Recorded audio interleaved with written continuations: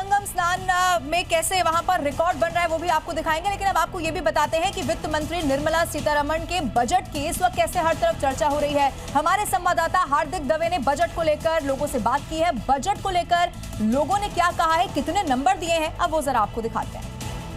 Cancer के जैसे patient काफ़ी ज़्यादा हैं और कैंसर डे बाय डे मतलब बहुत सुनने में आता है कि इतना ज़्यादा हो रहा है डिजीज़, तो वो अच्छी चीज़ है कि उसमें गवर्नमेंट ने एक लिया है डिसीजन। कपड़े सस्ते होंगे, जो अभी कपड़े महंगे मिल रहे हैं वो अगर कुछ हुआ फ्यूचर में तो वाकई बहुत अच्छा है और लोगों को एम्प्लॉयमेंट मिलेगा और हमारे लिए भी अच्छा है, कपड़े सस्ते होंगे। इनकम टैक्स स्लैब में कोई चेंज नहीं है। हाँ तो नहीं चेंज तो होना चाहिए था, क्योंकि वी आर एक्सपेक्टिंग कि हाँ स्टैंडर्ड डिडक्शन एटलीस्ट 75K से बढ़ के 1 लाख तक जाना चाहिए, बट वो स्टिल 75K रह गया। तो हाँ थोड़ा सा उसके लिए हमें मतलब एक्सपेक्टेशन था गवर्नमेंट से कि इस बार कुछ तो नए चेंजेस आएंगे या फिर पुराने स्लैब में जो चेंज आने चाहिए जो कि बहुत सालों से सेम ही चलते आ रहे हैं। इट्स ऑलरेडी इनफ कि भाई 12 लाख तक है और उसमें भी लोग का पूरा नहीं होता है, अभी भी वो इतना यूज़ नहीं करते हैं। और उसके बाद वो जो स्लैब जितना ये बढ़ाएंगे वो ब्लैक मार्केटिंग और ये कैश को घुमाने का बहुत बड़ा आजकल एक जरिया बना हुआ है। गर्ल्स हॉस्टल की बहुत रिक्वायरमेंट है। गर्ल्स को ऑफन एज अ पीजी रहना इतना कंफर्टेबल नहीं होता, इतना इजीली मिलता भी नहीं है।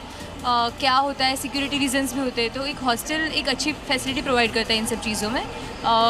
सिक्योरिटी रहती है वहाँ पे 24/7, तो I think girls hostel is overall भले हम पूरे बजट पे ना जाएं, फिर भी अगर 5 स्टार में से स्टार देने हो तो आप कितने देना चाहेंगे? I think 4 star. 4 स्टार। 3.5। 5 में से 4। 4 नंबर। 5 नंबर से 1। 5 में से 1। Thank you. May be 3। 5 में से 3। Thank you. I think 3.5। 3.5। तो ये 20 बड़ी बातें बजट की क्या थी वो हमने आपको बताई, और बजट भाषण जब खत्म हुआ वो खत्म होते ही आम आदमी की जुबान पर बस एक ही सवाल है कि मेरे लिए आखिर क्या सस्ता हो गया है और क्या इसके बाद महंगा होने वाला है। अगर आपके मन में भी ये सवाल है तो ये रिपोर्ट आपको देखनी चाहिए। बजट 2026 को सरकार ने आम लोगों की जेब पर खास ध्यान देते हुए तैयार किया और इसको लेकर कई सारे बड़े ऐलान किए, जिसमें आपकी रसोई से लेकर लाइफस्टाइल तक सबका ध्यान दिया गया। इस बार के बजट में लेदर, कपड़ा, सिंथेटिक फुटवियर, विदेशी यात्रा, जूते, EV, battery, beedi, microwave, oven जैसे कई सारी चीजों पर खास ध्यान देते हुए बड़ी छूट देने का ऐलान किया गया। इतना ही नहीं, वित्त मंत्री निर्मला सीतारमण ने बजट में आम लोगों को राहत देने के लिए CNG और बायोगैस को भी सस्ता करने की घोषणा की है। साथ ही साथ मिनरल्स, स्क्रैप और शराब को महंगी किए जाने की भी घोषणा की गई। और बजट के दिन यानी कि आज सोना चांदी में बड़ी गिरावट देखने को मिली है। जहां सोना 6% तक गिर गया है तो वहीं चांदी की बात की जाए तो चांदी में आज भी भारी गिरावट दर्ज की गई। बजट 2026 सोना चांदी में निवेश करने वालों के लिए भी गुड न्यूज नहीं लाया। आज बजट से पहले ही सोना चांदी में भारी गिरावट देखी गई, जिसमें शुरुआती वक्त में सोना और चांदी दोनों ही 10% से ज्यादा गिरे। इसके अलावा बाद में सोने ने रिकवरी की, लेकिन अब भी दामों में 5% की गिरावट देखी गई। 1 किलो चांदी का भाव 2,65,000 रुपए पर आ गया, तो वही 10 ग्राम सोना 1,42,000 तक पहुंच गया। सोने और चांदी में लगातार दूसरे दिन बड़ी गिरावट है। इसमें MCX में सोने के दाम में 2 दिन में 31,000 रुपए की गिरावट आई, तो वही चांदी जो कि 4 लाख तक पहुँच गयी, वो भी 2 दिन में 1,36,000 रुपए तक गिर गयी। और वित्त मंत्री निर्मला सीतारमण ने आज बजट भाषण के दौरान इनकम टैक्स की भी बात की है। इनकम टैक्स के स्लैब में कोई बदलाव नहीं किया गया, टैक्स फॉर्म को और ज्यादा आसान बनाया जाएगा। नया इनकम टैक्स एक्ट 1 अप्रैल से लागू किया जाएगा। वित्त मंत्री ने बजट भाषण में नए इनकम टैक्स एक्ट को इसी साल से लागू करने की बात कही। वित्त मंत्री ने टैक्स फॉर्म को आसान करने की बात कही। इसमें दंड की जगह टैक्स देकर छूट सकते हैं। मुकदमेबाजी को कम करने के लिए कदम उठाया गया। साथ ही घोषित आय 1 करोड़ रुपए करने का प्रस्ताव है। 31 जुलाई तक IT रिटर्न फाइल कर सकेंगे। विदेशी संपत्ति का खुलासा न करने पर 100% जुर्माना तय किया गया। लेकिन छोटे करदाताओं के लिए 6 महीने की एक विशेष डिस्क्लोजर स्कीम भी लाई गई। इस बार बजट में किसी तरह की आयकर छूट का ऐलान नहीं किया गया। और इसी बजट से रेलवे को भी नई रफ्तार देने की कोशिश की गई है। देश में 7 हाई स्पीड रेल कॉरिडोर बनाए जाएंगे। सरकार का देश में कनेक्टिविटी बढ़ाने पर जोर है। इस बार के बजट में रेलवे को क्या मिलेगा, इस पर सबकी नजर टिकी थी।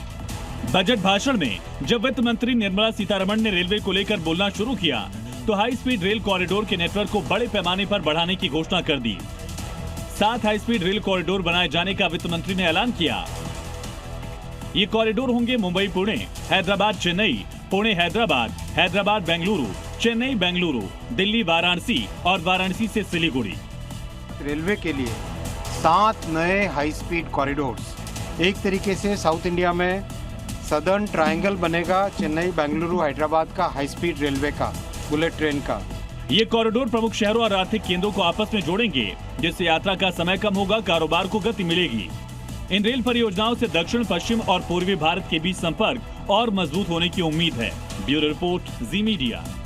इस बजट में सरकार ने यूथ और उनके लिए रोजगार पर बहुत ज्यादा फोकस किया है। कई बड़े नए ऐलान हो गए हैं, जिसके जरिए सरकार की कोशिश ये है कि ज्यादा से ज्यादा यूथ को ट्रेंड और प्रोफेशनल बनाया जा सके।